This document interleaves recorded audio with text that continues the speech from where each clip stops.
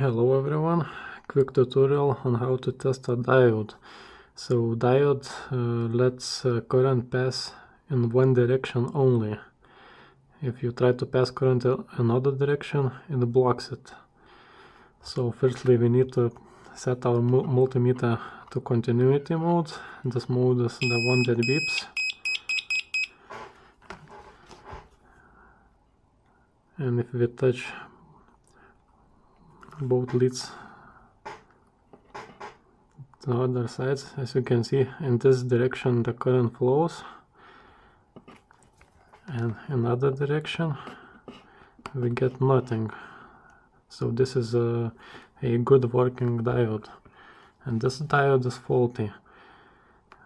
If we put our leads, yeah, we get nothing. And if we switch, we also get nothing. So this diode is faulty. Also, if you get continuous beep on both sides, that also means that the diode is faulty. Thank you for watching.